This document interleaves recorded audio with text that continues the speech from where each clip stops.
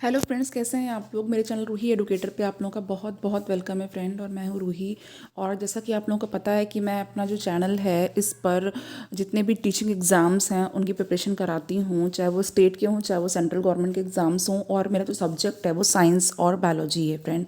तो जितने भी लोग साइंस एंड बायोलॉजी से जुड़े हुए हैं, जिनको भी इसकी प्रिपरेशन करनी है, उनको यहाँ पर बहुत ही अच्छा कंटेंट मिलेगा, बहुत ही अच्छे क्वेश्चंस मिलेंगे। तो आप लोग प्लीज़ जुड़ जाइए, एटलीस्ट एक बार चैनल विजिट करिए, उसके बाद देखिए कि कैसे क्वेश्चंस हैं। और अगर आपको अच्छे लगते हैं क्वेश्चंस तो उसको लाइक भी करिए, शेयर भी करिए और सब्सक्राइब भी करिए फ्रेंड। जितने भी लोग मेरे सब्सक्राइबर हैं उनको मेरा बहुत बहुत थैंक यू है।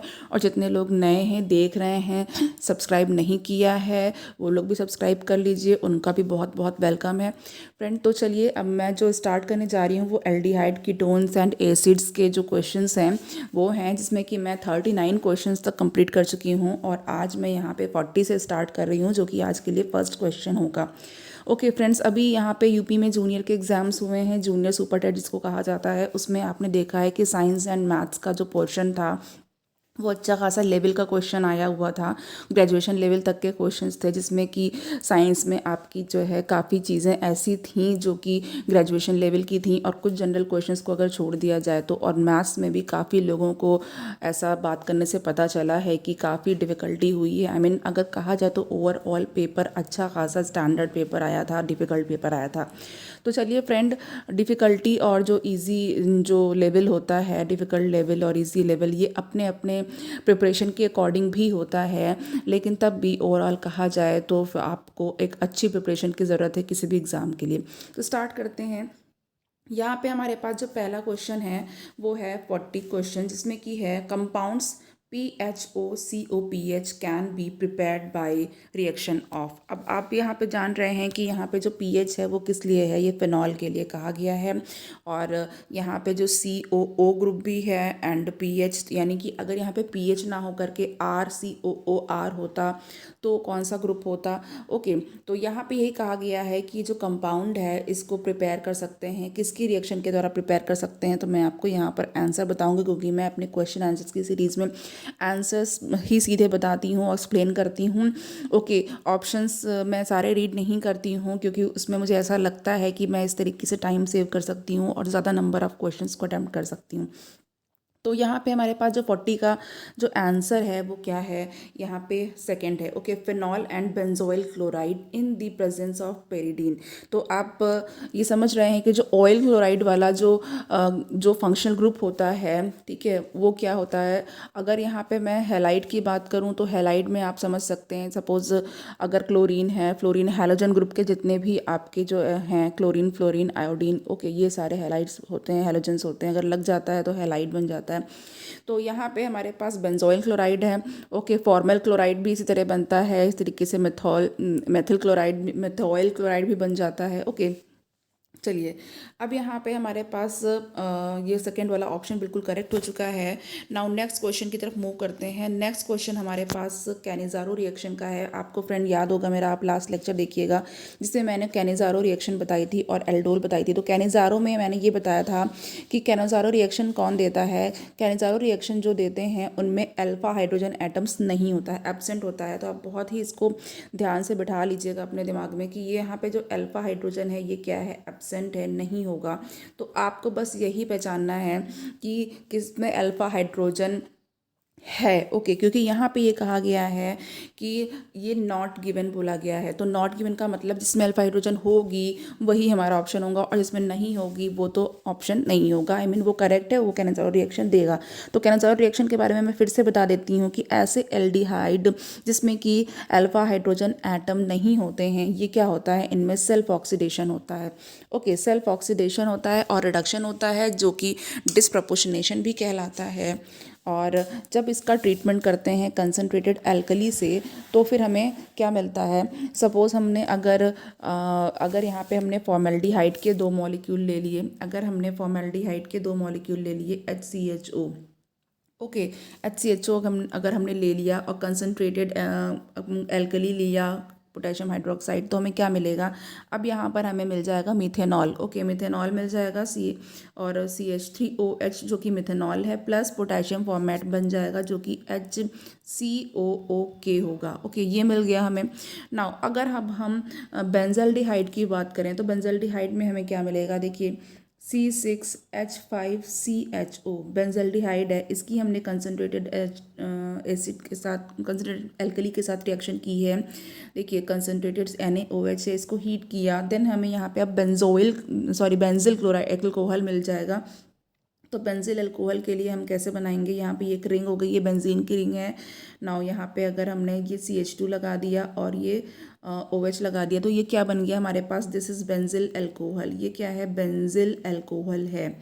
ओके, तो ये बेंजिल अल्कोहल है। और यहाँ पे जैसे कि पहले यहाँ पे पोटेशियम फॉर्मेट बना था, यहाँ पे हमने जब सोडियम लिया है, सोडियम हाइड्रोक्साइड लिया है, तो यहाँ पे हमारे पास सोडियम बेंजोएट बन जाएगा। ओके, तो नाउ यहाँ पे जो हमारे पास अब इस क्वेश्चन का जो राइट आंसर है वो हमें देखना है। हमारे पास ऑप्शंस हैं यहाँ पे, तो ऑप्शंस फ्रेंड हमारे पास 4 हैं जिसमें कि आपको पहचानना है। अब आपका फॉर्मेल्डिहाइड तो आप जानते ही हैं, जो थर्ड में है कि इसमें अल्फा हाइड्रोजन नहीं है, तो ये बिल्कुल ही कैनेसाइड रिएक्शन देगा ही देगा। ओके, अब नाउ यहाँ पे हमारे पास 41 के लिए जो करेक्ट हो जाएगा वो क्या हो जाएगा, फोर्थ की अगर हम बात करें तो CH3CHO। अब यहाँ पे देखिए अल्फा हाइड्रोजन मैंने बताया था जो कार्बन से अटैच्ड होगा, ये फंक्शनल ग्रुप का जो कार्बन है और इससे जो कार्बन है इससे अटैच्ड जहाँ पे 3 हाइड्रोजन है, ये क्या है, अल्फा हाइड्रोजन कहलाएंगे।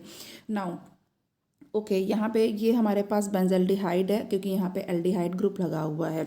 चलिए नेक्स्ट हमारे पास जो क्वेश्चन है, नेक्स्ट क्वेश्चन इज 42 में क्या है, 42 में कहा है कि which is the most suitable reason for the following conversion. Okay, यहाँ पर एक कन्वर्जन दे रखा है और इसके लिए कहा है कि इसके लिए कौन सा मोस्ट सूटेबल रीजेंट है। तो देखिए फ्रेंड, आपको पता है कि जो यहाँ पे कुछ रीजेंट्स दे रखे हुए हैं, जिसमें कि मैं टॉलन की अगर बात करूँ तो टॉलन रीजेंट जो होता है वो माइल्ड होता है। ओके, ये माइल्ड होता है और ये ये जनरली हम लोग इससे टेस्ट भी करते हैं कि कौन सा एल्डिहाइड या कीटोन वो टॉलन रीजन को रिड्यूस कर रहा है और कौन सा नहीं कर रहा है। ओके, तो ये भी हम लोग टेस्टिंग करते हैं, तो वो मैं आगे की बात करूँगी उसके बारे में। जैसे कि अगर हम लोग जो मेथनोइक एसिड की बात करें तो मेथनोइक एसिड और इसका जो सोडियम सॉल्ट होता है वो रिड्यूसिंग एजेंट की तरह काम करता है। ओके, और ये क्या करता है, टॉलन रीजेंट को और फेलिंग रीजेंट को, पोटेशियम परमैंगनेट को रिड्यूस करता है। तो चलिए यहाँ पे हमारे पास अब इस क्वेश्चन के लिए हमारे पास जो करेक्ट आंसर हो जाएगा उसको देख लेते हैं। नाउ 42 के लिए जो करेक्ट है हमारे पास यहाँ पे ये iodine and sodium hydroxide solution है। Okay, I2 and NaOH solution है यहाँ पर।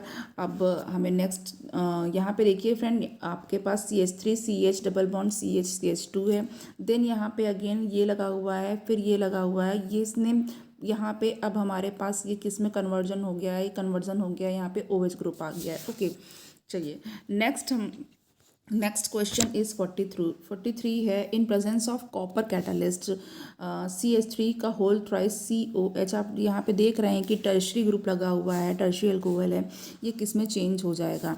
ओके, ये पूछा गया है कि ये टर्शरी अल्कोहल है वो कॉपर के कैटालिस्ट की प्रेजेंस में किस में चेंज हो जाएगा। तो फ्रेंड्स देखिए, पहली बात जो अल्कोहल है, अल्कोहल में यहाँ पे प्राइमरी अल्कोहल, सेकेंडरी अल्कोहल और टर्शियरी अल्कोहल होते हैं। ठीक है, आपको ये पता भी होगा। और ये हम प्राइमरी, सेकेंडरी और टर्शियरी कैसे पता करते हैं, ये जो हमारे पास कार्बन से अटैच्ड जो कार्बन होता है उसमें हम यहाँ पे फंक्शनल ग्रुप होता है जो, उससे हम लोग पता कर सकते हैं कि ये कौन सा है। अगर प्राइमरी पे है तो प्राइमरी अल्कोहल, अगर सेकेंडरी ग्रुप पे है तो सेकेंडरी अल्कोहल है, और अगर टर्शियरी यानी कि यहाँ पे जो इस तरीके से बना हुआ है तो ये टर्शियरी अल्कोहल है। ओके, तो फ्रेंड यहाँ पर देखते हैं, अब हमारे पास जो आगे है रिएक्शन उसको देख लेते हैं फ्रेंड। यहाँ पे देखिए फ्रेंड, जो इस क्वेश्चन का जो करेक्ट आंसर हो रहा है 43 के लिए वो हो जाएगा सेकंड वाला। ओके, तो ये किस में कन्वर्ट हो जाएगा, ये कॉपर कैटालिस्ट की प्रेजेंस में ये आपका जो यहाँ पे OH होगा ये किस में हो जाएगा, एल्कीन में हो जाएगा, और यहाँ पे देख लीजिए डबल बॉन्ड आ गया है। नाउ नेक्स्ट क्वेश्चन इज 44 हमारे पास है। 44 में है फ्रेंड यहाँ पे CrO7 2+ and H plus is an oxidising agent for alcohol. अभी आप समझ रहे हैं फ्रेंड, ये पोटेशियम डाइक्रोमेट से आया है, ये जो CrO7 आया है नाउ। तो अब यहाँ पे फ्रेंड बताना है कि stage of completion is indicated by. तो जब ये रिएक्शन कंप्लीट हो जाती है तो दैट इज़ ये जो स्टेज ऑफ कंप्लीशन है उस वो किस कलर से इंडिकेट की जाती है। ओके, यहाँ पे यही पूछा जा रहा है फ्रेंड। तो देखिए यहाँ पर आपके पास अगर आपको रिएक्शन पता होगी तो आप इसको तुरंत कर लेंगे, या फिर अगर आपने लर्न करके रखा होगा कि हाँ ये ऑक्सीडाइजिंग एजेंट जब यूज़ होता है तो यहाँ पे हमारे पास जो कलर चेंजिंग होती है वो किस तरीके से होती है। तो यहाँ पर आपके पास जो फ्रेंड कलर आएगा मैं वो बता देती हूँ 44 के लिए। यहाँ पे फर्स्ट वाला ग्रीन कलर बिल्कुल करेक्ट हो जाएगा। ओके, तो वैसे भी ये कुछ कॉमन कलर्स होते हैं, जैसे कि आयरन के लिए है या क्रोम या फिर पोटेशियम डाइक्रोमेट के लिए है। ओके, पोटेशियम परमैंगनेट के लिए है। जब हम लोग ग्रेजुएशन में टाइट्रेशन वगैरह करते हैं तो पोटेशियम परमैंगनेट का भी यूज़ करते हैं। ओके, फेरिक क्लोराइड, ये सारी चीज़ें आप वहाँ पे पढ़ते हैं। तो चलिए फ्रेंड, यहाँ पर अब नेक्स्ट स्टार्ट कर देते हैं। नेक्स्ट कौन सा क्वेश्चन है? नेक्स्ट क्वेश्चन इज़ 45 में है कि aldehyde group can be protected. तो एल्डिहाइड ग्रुप को कैसे प्रोटेक्ट किया जा सकता है? एल्डिहाइड ग्रुप को प्रोटेक्ट करने के लिए क्या करना होता है? देखिए यहाँ पे जो एसिटल फॉर्मेशन होता है against attack by alkaline oxidising agent, ये भी करेक्ट है। और by mercaptal formation against attack by acidic और ऑक्सीडाइजिंग एजेंट, ये भी करेक्ट है। यानी कि जब भी कोई ऑक्सीडाइजिंग एजेंट चाहे वो एल्कलाइन हो चाहे वो एसिडिक है, जब भी वो अटैक करता है तो क्या होता है, यहाँ पे जब एल्कलाइन वाला अटैक करता है तो एसिटल फॉर्मेशन होता है, और जब एसिडिक वाला अटैक करता है तो मर्केप्टल फॉर्मेशन होता है। तो ये क्या करते हैं, जब इनका फॉर्मेशन हो जाता है तो ये इसको एल्डिहाइड ग्रुप को प्रोटेक्ट कर देते हैं, प्रोटेक्शन देते हैं। तो यहाँ पे ये बिल्कुल करेक्ट हो जाएगा थर्ड वाला, कि दोनों ही ऑप्शन करेक्ट है। नाउ मिक्सचर ऑफ, यहाँ पे देख लीजिए इथाइल अल्कोहल है CH3CH2OH, और यहाँ पे हमारे पास एसिटाल्डिहाइड है, और इसको कह रहे हैं कि कैसे सेपरेट कर सकते हैं। बिल्कुल यहाँ पे सेपरेट करने के लिए क्या करना होगा, यहाँ पे सेपरेट करने के लिए इसकी सोडियम बाइसल्फाइड से रिएक्शन करा करके हम इसको सल्फेट दोनों को सेपरेट कर सकते हैं। ओके, तो फर्स्ट वाला option is correct. And 47, consider the following reaction acetaldehyde plus lithium aluminium hydride LiAlH4 है। ये हमें क्या दे रहा है, ये हमें दे रहा है प्राइमरी अल्कोहल दे रहा है CH3CH2OH, यानी कि इथाइल अल्कोहल दे रहा है। ये nucleophile added in this reaction is. तो देखिए फ्रेंड, यहाँ पर मैंने न्यूक्लियोफिलिक एडिशन का बता दिया था, और मैंने न्यूक्लियोफिलिक एडिशन का बताया था कि जो भी कार्बोनिल ग्रुप होता है, कार्बोनिल ग्रुप में आप जानते हैं कि जो ऑक्सीजन होता है वो मोर इलेक्ट्रोनेगेटिव होता है, इसलिए इसके ऊपर नेगेटिव चार्ज आ जाता है, और जो कार्बन होता है वो उस इलेक्ट्रोपॉजिटिव हो जाता है। तो अब यहाँ पर अगर हम बात करेंगे फ्रेंड, तो जो एडिशन होगा वो किसका होगा? तो देखिए यहाँ पर अब आप सीधे सीधे समझ लीजिए, यहाँ पे ये जो है हमारा H-। ओके, ये जो H- है वो कार्बन पे अटैच होता है। ओके, क्योंकि ये निगेटिव है तो पॉजिटिव पे अटैच होता है। नाउ अब यहाँ पे फ्रेंड, यहाँ पे मैं न्यूक्लियोफिलिक एडिशन के बारे में मैंने पहले भी बताया था, लेकिन आज मैं फिर से थोड़ा बता देती हूँ कि जो न्यूक्लियोफाइल जब भी कोई अटैक करता है, ओके, तो जो इलेक्ट्रोफिलिक कार्बन एटम होता है वो क्या होता है, वो पोलर कार्बोनिल ग्रुप का जो इलेक्ट्रोफिलिक कार्बन एटम होता है उसी पर अटैक करता है। कोई भी न्यूक्लियोफाइल अगर अटैक करेगा तो वो उसी पर अटैक करेगा। ओके, और यहाँ पे फ्रेंड देखिए, यहाँ पे होता क्या है कि जो नंबर ऑफ एल्किल ग्रुप जितने ही ज़्यादा अटैच्ड होते हैं कार्बोनिल कार्बन से इंक्रीज होते हैं, रिएक्टिविटी जो होती है स्टेरिक हिंड्रेंस की वजह से वो डिक्रीज होती चली जाती है। ओके, तो HCN का एडिशन और NaHSO3 का एडिशन, इन सब का जो एडिशन होता है वो सब यही न्यूक्लियोफिलिक एडिशन ही कहलाता है। ओके, तो चलिए यहाँ पर हमारे पास अब नेक्स्ट क्वेश्चन देख लेते हैं कौन सा है। Next question is 48।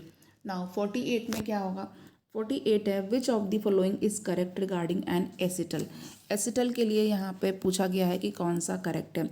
तो देखिए फ्रेंड, यहाँ पे 48 के लिए हमारे पास कौन सा ऑप्शन करेक्ट हो जाएगा। जो एसिटल होता है वो क्या होता है, एक टाइप का डाई ईथर होता है। ओके, जो एसिटल होता है वो क्या होता है फ्रेंड, एक टाइप का डाई ईथर होता है, ये आपको याद रखना है। ओके, चलिए फ्रेंड, नेक्स्ट हमारे पास जो क्वेश्चन है, क्वेश्चन 49 है the reaction C6H5CH double bond CHCHO with NaBH4 yields. अब यहाँ पे जो है NaBH4 के साथ रिएक्शन कराई जा रही है और ये एक टाइप का एल्डिहाइड है फ्रेंड, और यहाँ पे चूँकि CHO ग्रुप लगा हुआ है तो यहाँ पे जब इसकी NaBH4 के साथ रिएक्शन कराई जाएगी तो फिर क्या मिलेगा ये बताना है। तो फ्रेंडियम देखिए फ्रेंड्स, यहाँ पे जो हमारे पास रिएक्शन होगी इसके लिए जो करेक्ट आंसर होगा वो हम लोग देख लेते हैं फ्रेंड। तो यहाँ पे हमारे पास जो करेक्ट आंसर है इसके लिए 49 के लिए वो कौन सा हो जाएगा, 49 के लिए 2 हो जाएगा। कैसे 2 हो जाएगा फ्रेंड, ये जो यहाँ पे C6H5CH डबल बॉन्ड CH2OH यहाँ पे बन जाएगा। ओके, यहाँ पे देखिए क्या हो रहा है, यहाँ पे आप इस रिएक्शन में देखेंगे कि ये जो इतना पार्ट है ये तो यहाँ पे सेम है, उसके बाद डबल बॉन्ड है, लेकिन चेंजेस कहाँ पे हुए हैं फ्रेंड, चेंजेस हुए हैं यहाँ पे, ये जो यहाँ पे जो CH है और यहाँ पे CH2 है, तो एडिशन किसका हुआ है, एडिशन यहाँ पे क्या कन्वर्जन हुआ है या एडिशन हुआ है। तो देखिए यहाँ पे CHO ग्रुप जो एल्डिहाइड ग्रुप था फ्रेंड, यहाँ पे एल्कोहल में कन्वर्ट हो चुका है, यानी कि इस रिएक्शन में जो सोडियम BH4 है वो क्या कर रहा है, वो एल्डिहाइड का रिडक्शन कर रहा है, किस में कर रहा है, एल्कोहल में कर रहा है। ओके, तो यहाँ पे ये रिडक्शन रिएक्शन है। तो चलिए नाउ नेक्स्ट हमारे पास अब हम लोग 50 क्वेश्चन पे आ जाते हैं फ्रेंड। नेक्स्ट क्वेश्चन इज़ और एक चीज़ मैं फ्रेंड यहाँ पे बता देना चाहती हूँ। ओके चलिए 50 कर लेते हैं पहले, उसके बाद हम लास्ट में बताएंगे आपको सारी चीज़ें। तो beta hydroxy carbonyl compound is obtained by the action of sodium hydroxide on. तो यहाँ पे है बीटा हाइड्रोक्सी कार्बोनिल कंपाउंड के बारे में कि वो कैसे ऑब्टेंड होता है, obtained by the action of sodium hydroxide, कि सोडियम हाइड्रोक्साइड का जो एक्शन होता है वो किस पर होता है, वो होता है हमारे पास, इसके लिए जो करेक्ट आंसर है वो ये एसिटाल्डिहाइड पर होता है, CH3CHO। ओके, CH3CHO का जब एक्शन एल्कली के साथ होता है NaOH के साथ तो फिर बीटा हाइड्रोक्सी कार्बोनिल कंपाउंड मिलता है। नाउ अब यहाँ पे फ्रेंड देखिए मैंने आपको एक रिएक्शन बताई थी लास्ट लेक्चर में, मैंने आपको कैनेजारो भी बताई है, एल्डोल भी बताई है। और एल्डोल में मैं आपको बता दूं कि जो एल्डोल होती है फ्रेंड्स, एल्डोल में मैंने बताया था कि यहाँ पे कैनेजारो में तो अल्फा हाइड्रोजन नहीं चाहिए, ओके, बट एल्डोल में क्या चाहिए, एट लीस्ट एक अल्फा हाइड्रोजन एटम होना चाहिए। ओके, तो होता क्या है, डाइल्यूट एल्कली होती है, तो यहाँ पे जो सोडियम हाइड्रोक्साइड है ये डाइल्यूट एल्कली है, और ये जो क्या करता है, ये कैटलिस्ट का की तरह बिहेव करता है, और ये कैटलिस्ट जो होता है फिर अब क्या होता है, बीटा हाइड्रोक्सी एल्डिहाइड, जिसको कि हम लोग एल्डोल कहते हैं, बीटा हाइड्रोक्सी एल्डिहाइड या तो फिर बीटा हाइड्रोक्सी कीटोन्स बनते हैं। तो अब देखिए फ्रेंड, कीटोन और एल्डिहाइड दोनों ही जो होते हैं वो उसमें कार्बोनिल ग्रुप होता है, इसलिए इस क्वेश्चन को समझिए कि इसमें बीटा हाइड्रोक्सी कार्बोनिल कंपाउंड बोल दिया गया है, नेम नहीं बताया गया। एग्जाम में इसी तरह के क्वेश्चन हिडन फॉर्म में जो पूछे जाते हैं बहुत आते हैं फ्रेंड। तो बीटा हाइड्रोक्सी कार्बोनिल कंपाउंड अगर पूछ दिया गया है और एल्कली की एक्शन है तो आप क्या बता देंगे, तुरंत बताएंगे कि ऐसा एक एल्डिहाइड यहाँ पे जो चूज़ करेंगे जिसमें कि अल्फा हाइड्रोजन होगा और ये आपको एल्डोल कंडेंसेशन दे रहा है। ओके, क्योंकि एल्डोल कंडेंसेशन में ही बीटा हाइड्रोक्सी कार्बोनिल ग्रुप्स आपको मिलेंगे। तो सीधे सीधे यहाँ पे मैंने बताया भी था कि जब रिएक्शन बताई थी तो कि यहाँ पे क्या होता है, यहाँ पे हमारे पास एल्डिहाइड या कीटोन होता है, दो हम लोग लेते हैं उसके मॉलिक्यूल, डाइल्यूट एल्कली के प्रेजेंस में हमारे पास आगे रिएक्शन हो जाती है। ओके, तो चलिए नेक्स्ट क्वेश्चन की तरफ बढ़ते हैं। नेक्स्ट क्वेश्चन है 51, which of the following compound will react with NaHCO3 solution to give sodium salt of carbon dioxide. कह रहे हैं कि इसमें से ऐसा कौन सा कंपाउंड है जो कि सोडियम बाइकार्बोनेट से रिएक्ट करेगा और जो सोडियम सॉल्ट होगा वो कार्बन डाइऑक्साइड का होगा। ओके, नाउ तो 51 के लिए हमारे पास जो करेक्ट आंसर हो जाएगा वो 1 हो जाएगा, एसिटिक एसिड। तो एसिटिक एसिड हमारे पास बिल्कुल करेक्ट हो जाएगा। Now next question is 52। 52 में हम लोग देख लेते हैं फ्रेंड। 52 है CH2 डबल बॉन्ड CH2 का होल ट्वाइस COOH। ओके, यहाँ पे ये हमारे पास एक मॉलिक्यूल है और एंड HBr। नाउ अब यहाँ पे HBr है, reacts in the presence of peroxide to give. तो ये जब पेरोक्साइड के साथ रिएक्शन होती है तो ये क्या बनेगा, यहाँ पे ये बताना है। तो देखिए फ्रेंड, यहाँ पे सबसे पहली बात तो आपको पहचानना है कि ग्रुप कौन सा लगा हुआ है, फंक्शनल ग्रुप यहाँ पे कौन सा है, फंक्शनल ग्रुप हमारे पास यहाँ पर एसिड है फ्रेंड। ओके, तो फंक्शनल ग्रुप हमारे पास एसिड है और हमारी जो रिएक्शन है वो किसके साथ हो रही है, वो हो रही है HBr के साथ। ओके, तो अब यहाँ पे फ्रेंड देखिए, जो एसिड होते हैं, एसिड की जो प्रॉपर्टीज़ होती क्या होती है, एसिड में जो बॉन्ड, जैसे कि सपोज आपके पास COOH है। ओके, तो एसिड में जो रिएक्शन होती है फ्रेंड वो क्या होती है, इसमें देखिए बॉन्ड का क्लीवेज होता है। आप बॉन्ड के क्लीवेज से ही रिएक्शन आप समझ सकते हो। तो पहली बात तो देख लीजिए, ये जो सॉरी यहाँ पे फ्रेंड देखिए, जो R है COO। ओके, यहाँ पे ये जो होता है ये क्या होता है फ्रेंड, ये यहाँ पे आपका बॉन्ड है और ये जो पूरा एक, ये समझ लीजिए रेजोनेंस हाइब्रिड आपका एक मॉलिक्यूल बन गया है। ओके, रेजोनेंस हाइब्रिड होता है यानी कि ये रेजोनेंस शो करता है। अब देखिए ये कहलाता है कार्बोक्सिलेट एनॉइन। तो यहाँ पे ये क्या है, ये है कार्बोक्सिलेट एनॉइन, ये कार्बोक्सिलेट एनॉइन है फ्रेंड। ओके, इतना आपको याद रखना है। तो जितनी ही ज़्यादा कार्बोक्सिलेट आयन की स्टेबिलिटी होगी, ओके, कैसे होगी, ग्रेटर स्टेबिलिटी जो होती है कार्बोक्सिलेट आयन की, वो क्या होती है, वो इसके एसिडिक कैरेक्टर को डिफाइन करती है, यानी कि उतना ही ज़्यादा कोई भी कार्बोक्सिलिक एसिड जो है वो एसिडिक होगा। ओके, अब होता क्या है फ्रेंड, कुछ ऐसे ग्रुप्स होते हैं जो इलेक्ट्रॉन को खींचते हैं, विदड्रॉइंग ग्रुप होते हैं, और कुछ ऐसे ग्रुप होते हैं जो इलेक्ट्रॉन को डोनेट करते हैं, तो EDG, उनको कहते हैं EDG। ओके, तो अब देख लीजिए, अब यहाँ पे इसी के अकॉर्डिंग जो है एसिडिटी जो होती है वो इंक्रीज़ भी करती है और डिक्रीज़ भी करती है। और हमारे पास जो मॉलिक्यूल्स हैं, जैसे कि जो एडिशन रिएक्शंस वगैरह हैं, वो सारी भी परफॉर्म होती हैं। तो देखिए फ्रेंड, यहाँ पे हमारे पास इसके लिए जो क्वेश्चन, अगर मैं एग्जांपल देना चाहूँ तो यहाँ पे मैं आपको कुछ एग्जांपल्स बता देती हूँ। जैसे कि यहाँ पे अगर मैं फ़िनॉल की बात करूँ, फ़िनॉल जो है वो लेस होगा रिएक्टिव, इंक्रीज। यहाँ पे मैं एसिडिटी का ऑर्डर बता देती हूँ आपको, ठीक है।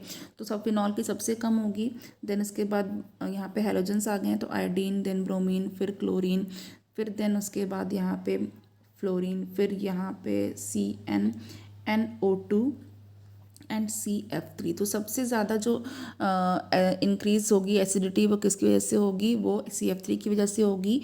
और सबसे कम जो होगी, अगर फिनॉल लग जाएगा तो उसकी वजह से हो जाएगी, कार्बोक्सिलेट की। ओके, तो नाउ चलिए यहाँ पर अब सीधे सीधे हम लोग जो आंसर है वो देख लेते हैं क्या है। तो 52 के लिए जो आंसर हो जाएगा फ्रेंड वो हो जाएगा 1।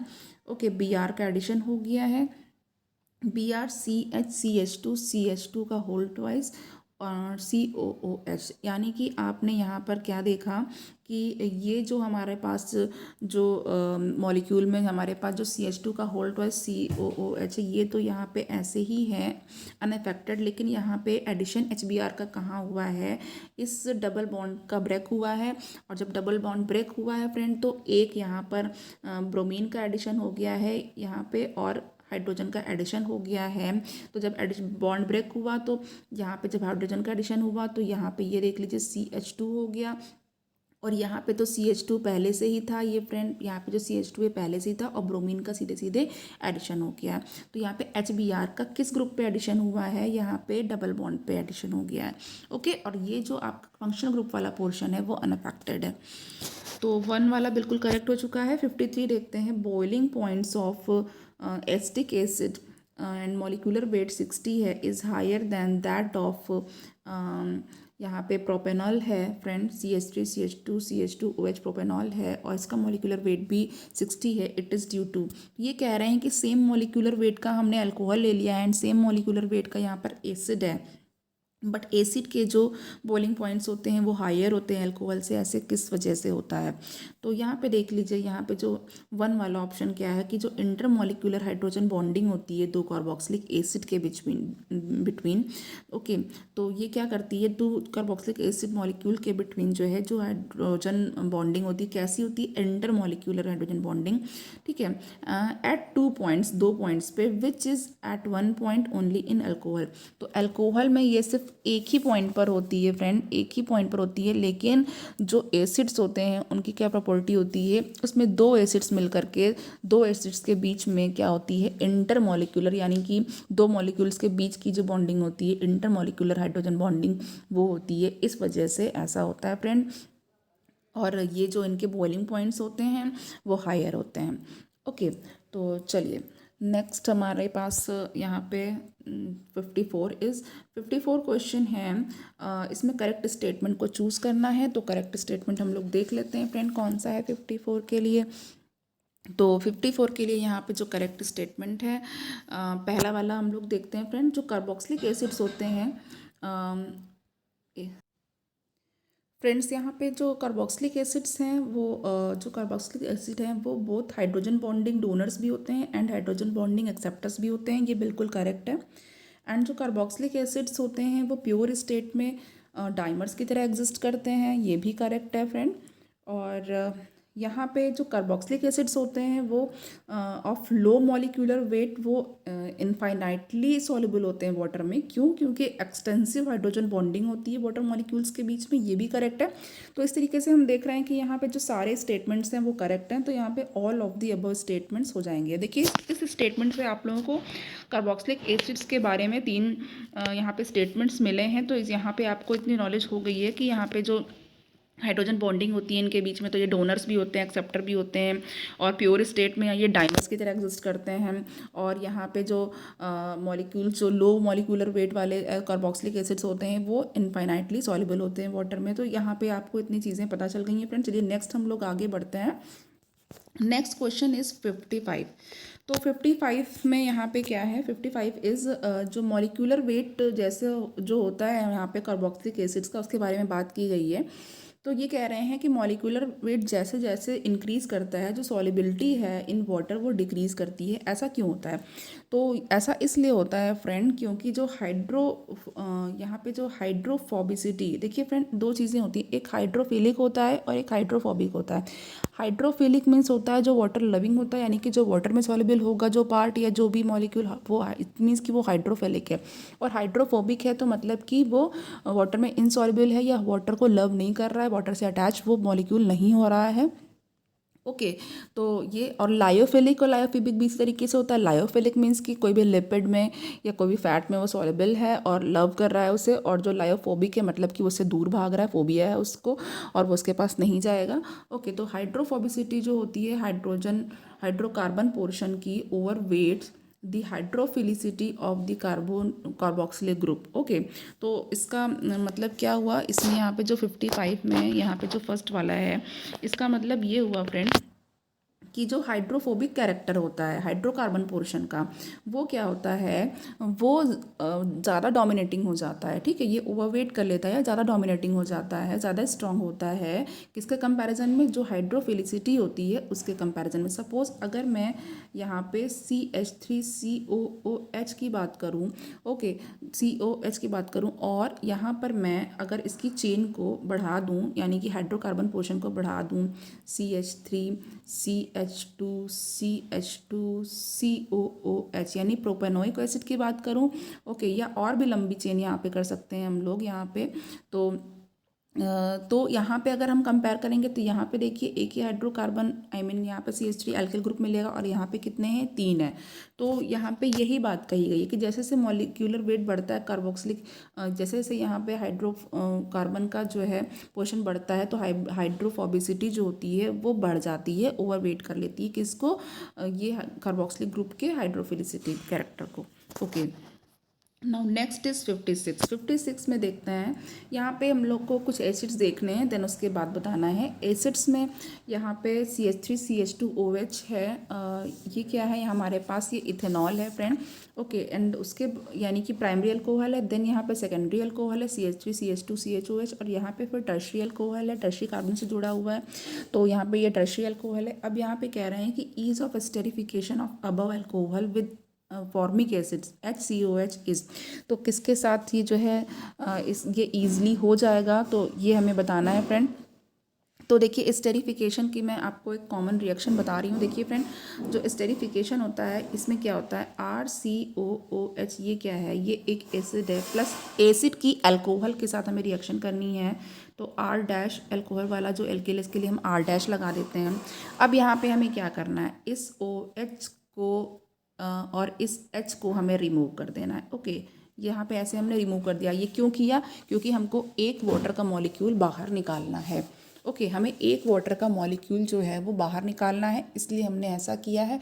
तो अब यहाँ पे ये जो वाटर का मॉलिक्यूल हमने बाहर निकाल दिया है, तो अब हमारे पास क्या हो गया, यहाँ पर हमारे पास अब देखिए ये H+ है, इट मीन्स कि एसिडिक मीडियम है कुछ। ओके, तभी ये प्रोटॉन डोनेट कर रहा है, क्योंकि जो एसिड्स होते हैं वो सॉल्यूशंस में या तो फिर जो भी आपका जो लिक्विड होता है जैसे वाटर है, तो उसमें क्या करते हैं, हाइड्रोजन देते हैं।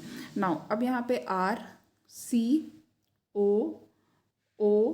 यानी कि जो आपके पास बचा वाटर को निकालने के बाद उसको आप कर लेते हैं। तो आप देख रहे हैं कि वाटर को निकालने के बाद आपके पास बचा क्या है, एक एस्टर बच गया है।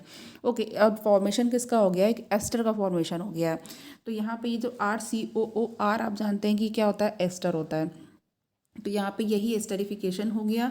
तो अब यहाँ पे पूछा गया है कि ऐसा जो है इसमें से हमें कंसिडर करना है, और ईज़ ऑफ एस्टरिफिकेशन जो है अल्कोहल का किसके साथ, फॉर्मिक एसिड के साथ जो है उसको हमको बताना है, इसका सीक्वेंस बताना है कि किस में जल्दी होगा, किस में अच्छी ईजिली हो जाएगा, किस में ईजिली नहीं होगा। तो 56 के लिए हमारे पास जो 2 वाला है उसमें देखते हैं, जो टर्शरी है इसके साथ सबसे कम ईज़ के साथ होगा, सबसे मुश्किल से होगा, और जो प्राइमरी है इसके साथ सबसे ईजिली हो जाएगा। ओके, और यहाँ पर हमने जो एसिड लिया हुआ है वो फॉर्मिक एसिड लिया है, एसिटिक एसिड नहीं है, ये देख लीजिएगा।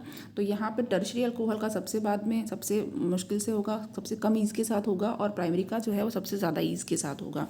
तो सेकेंड वाला ऑप्शन हमारे पास बिल्कुल करेक्ट हो चुका है।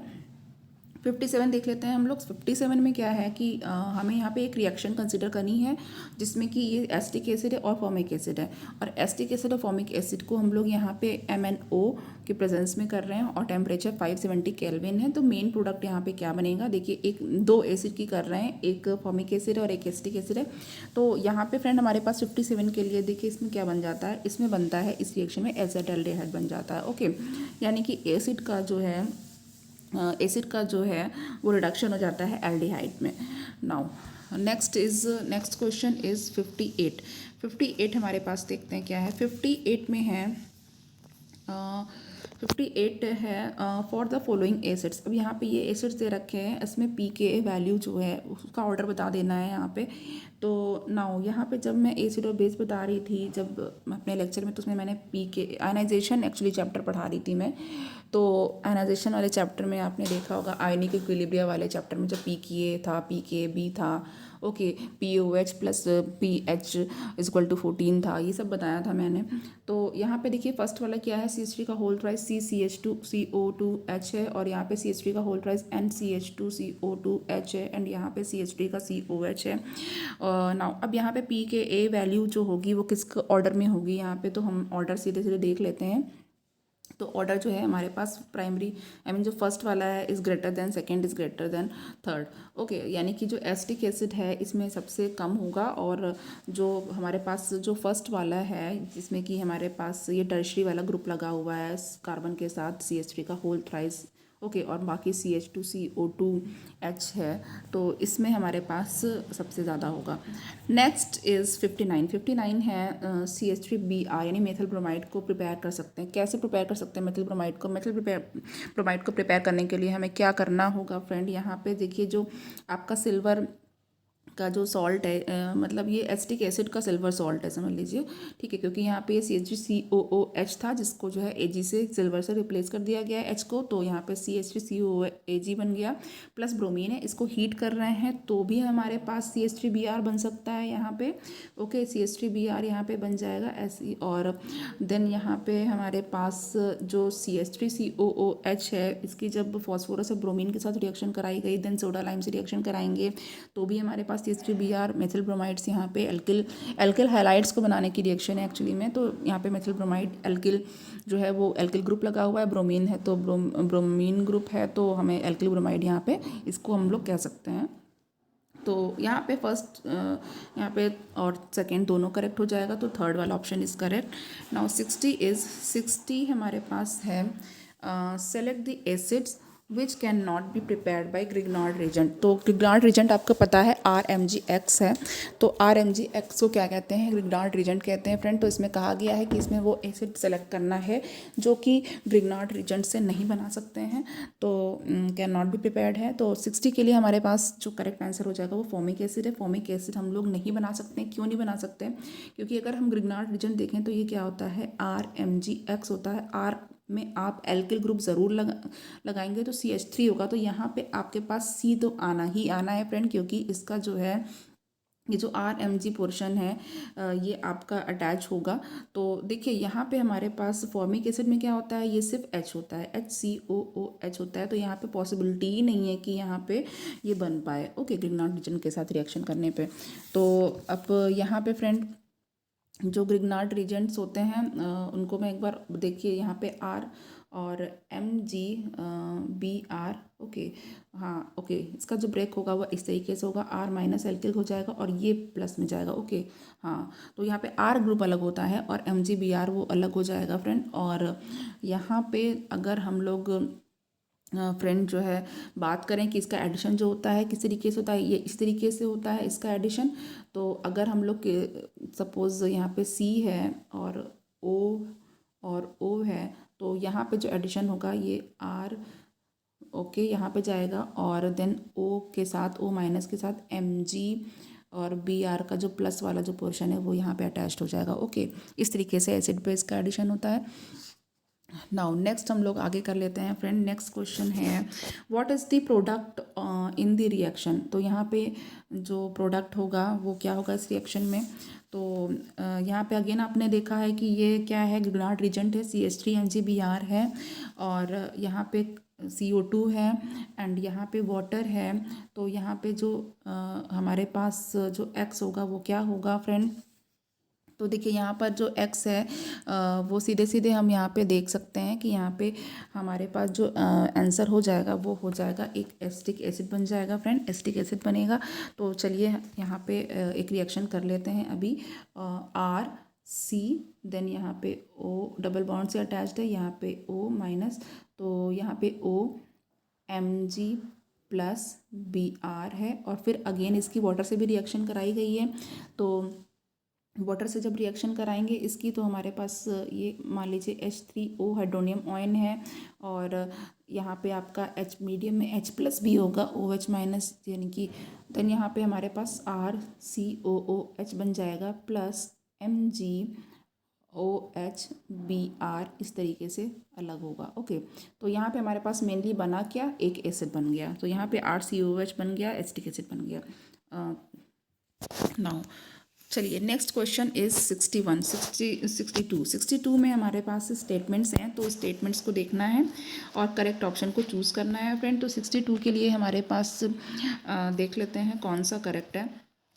62 में ओके फ्रेंड, 62 के लिए हमारे पास देखते हैं जो प्लानर बेंजीन रिंग होती है इन दी एरोमेटिक एसिड्स वो क्या कर सकती है, can pack more closely in the crystal lattice than zigzag structure of the aliphatic acids. ये यहाँ पे थोड़ा सा फिजिकल प्रॉपर्टी से आ गया है क्वेश्चन। तो यहाँ पे कह रहे हैं जो बेंजीन का प्लानर स्ट्रक्चर होता है, प्लानर रिंग होती है जो बेंजीन की ओके, उसके बारे में कह रहे हैं।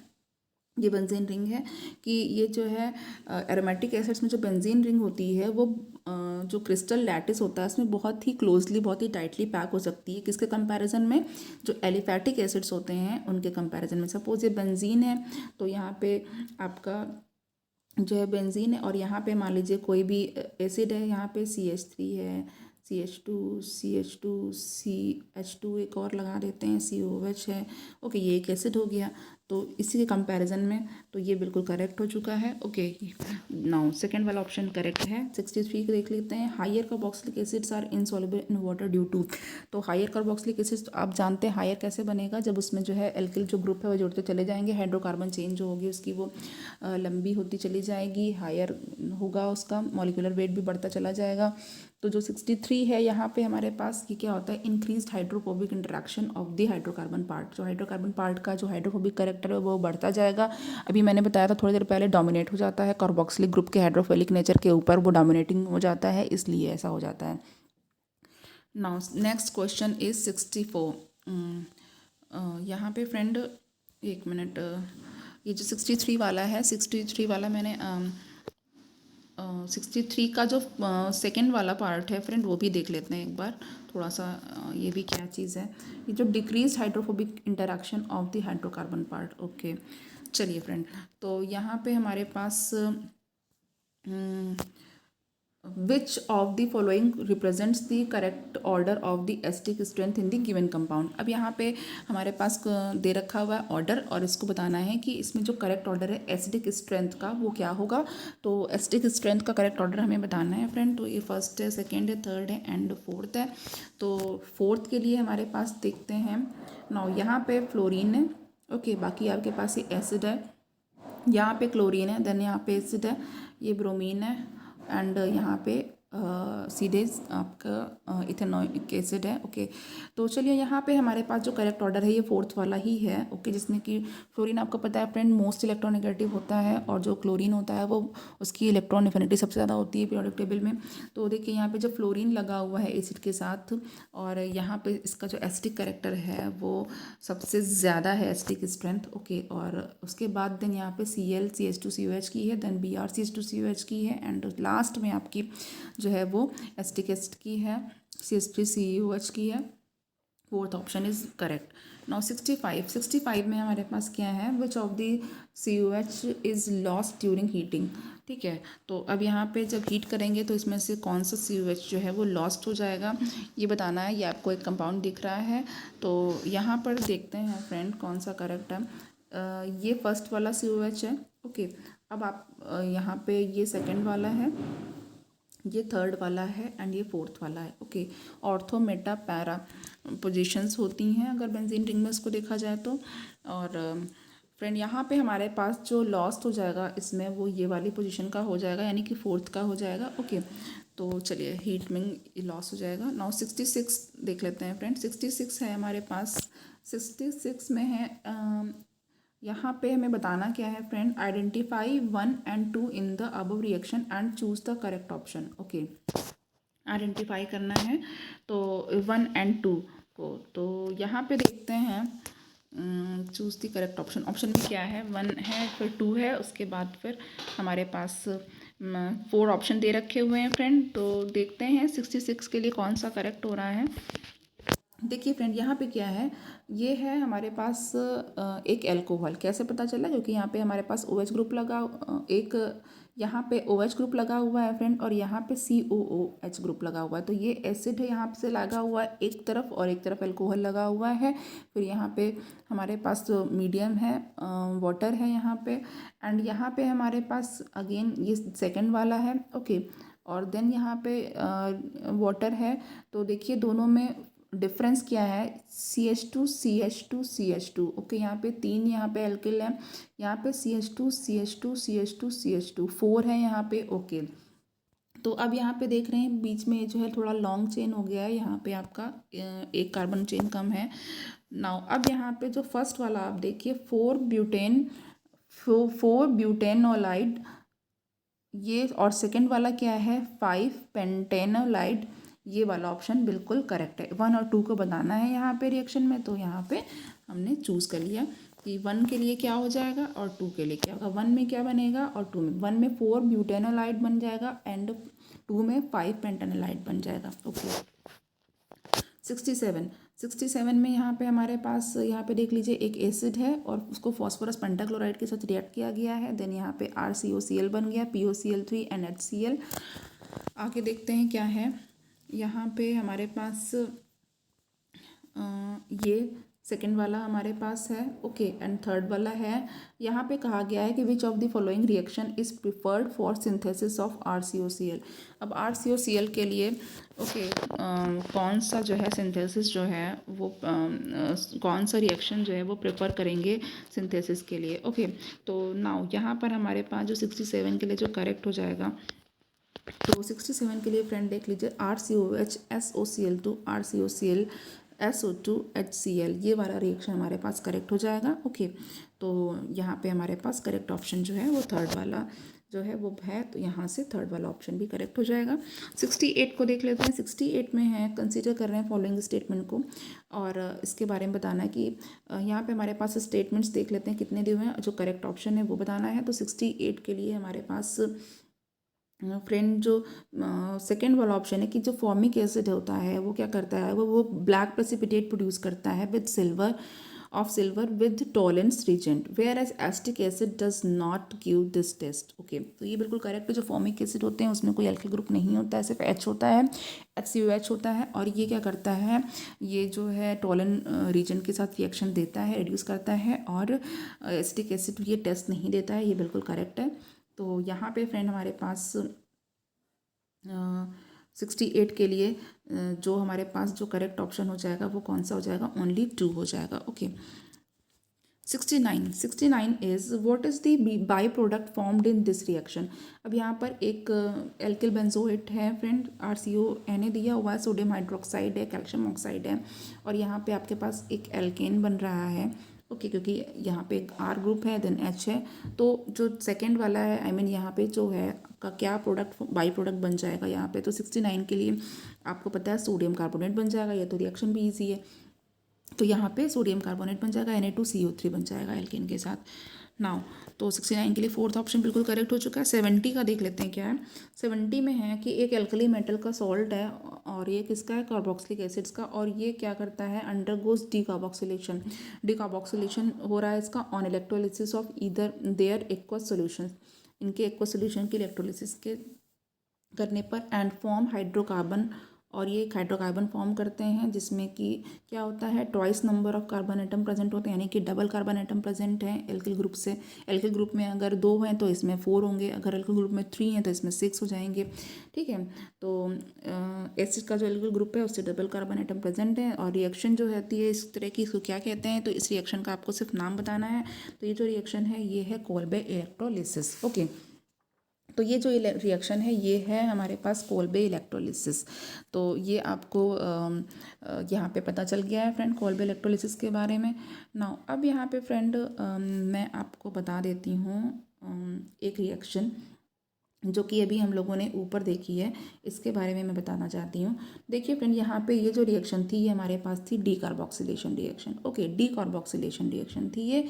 तो जो डीकार्बोक्सिलेशन रिएक्शन होती है उसमें ही यहाँ पे होता क्या है फ्रेंड, ये जो आपका ये जो RCONA है, और यहाँ पे ये जो है NaOH है और CO है, तो इसमें जो आपके पास जो प्रोडक्ट बन रहा है वो सोडियम कार्बोनेट बन रहा है, यानी कि जो कार्बोक्सिल ग्रुप है डी उसका वो जो निकल जा रहा है, तो यहाँ पे से सीधे सीधे जो आपका कार्बोक्सिल ग्रुप है उसका रिमूवल हो रहा है, इसीलिए इसको डीकार्बोक्सिलेशन रिएक्शन कहते हैं। मिथेनोइक एसिड जो होता है और इसका सोडियम सॉल्ट होता है, वो क्या करते हैं, वो रिड्यूसिंग एजेंट की तरह काम करते हैं। ओके, और अभी जैसे कि मैंने पहले बताया था कि टॉलन रीजेंट को और पेलिंग सोल्यूशन रीजेंट को और पोटेशियम परमैंगनेट को ये क्या कर देते हैं, ये रिड्यूस कर देते हैं। ओके, नाउ अब यहाँ पे जो है आपकी जो रेड फॉस्फोरस के साथ जो अगर हम रिएक्शन करते हैं तो ये आपको पता है हैलोजनेशन रिएक्शन करते हैं। जितने भी कार्बोक्सिलिक एसिड होते हैं जिसमें कि अल्फा हाइड्रोजन होता है वो अल्फा पोजीशन पे हैलोजनेट हो जाते हैं, किसके साथ, जब हम क्लोरीन या ब्रोमीन के साथ ट्रीटमेंट करते हैं और स्मॉल अमाउंट में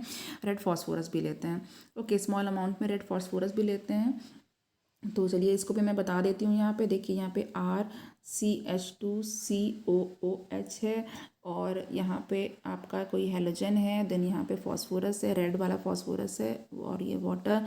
तो यहाँ पे बनेगा क्या, आपके पास RCH, यहाँ पे X ऐड हो जाएगा, यानी कि जो भी कोई हैलोजन होगा, और बाकी का पोर्शन ये यहाँ पे ऐसे COH ग्रुप रहेगा। ओके, तो ये जो होती है ये क्या होती है, हैलोजनेशन रिएक्शन होती है, और इस हैलोजनेशन रिएक्शन को फ्रेंड क्या कहते हैं, HVZ हेल-वोलार्ड-ज़ेलेंस्की रिएक्शन। हेल-वोलार्ड-ज़ेलेंस्की रिएक्शन यही होती है फ्रेंड, इसलिए मैंने इसको बताया है आपको यहाँ पे। नाउ उसके बाद मैं जो बताना चाहती हूँ, देखिए जो जितने भी एरोमेटिक कार्बोक्सिलिक एसिड होते हैं उसमें इलेक्ट्रोफिलिक सब्स्टिट्यूशन रिएक्शंस होती हैं। जो COH ग्रुप होता है वो -R इफेक्ट शो करता है। ओके, वो कौन सा इफेक्ट को शो करता है? -R इफेक्ट शो करता है। तो जो क्या होता है, इसलिए जो है ये डीएक्टिवेटिंग एजेंट की तरह काम करता है। और मेटा, जो हमारे पास बेंजीन रिंग होती है, बेंजीन रिंग पे जो मेटा पोजीशन होती है, ठीक है, ऑर्थो मेटा पैरा, तो मेटा पोजीशन पे जो है ये वहाँ पे ग्रुप को ऐड करता है। तो जो कार्बोक्सिलिक एसिड जिसमें कि फिडेल क्राफ्ट रिएक्शन जो है जो नहीं शो करते हैं, क्यों नहीं शो करते हैं? क्योंकि जो कार्बोक्सिलिक ग्रुप होता है वो डीएक्टिवेटिंग होता है, और जो कैटालिस्ट एल्युमिनियम ट्राई क्लोराइड होता है, एनहाइड्रस एल्युमिनियम ट्राई क्लोराइड होता है, वो क्या करता है, वो कार्बोक्सिलिक एसिड से बॉन्ड हो जाता है, इसलिए ऐसा होता है। तो ये फिडेल क्राफ्ट रिएक्शन की है।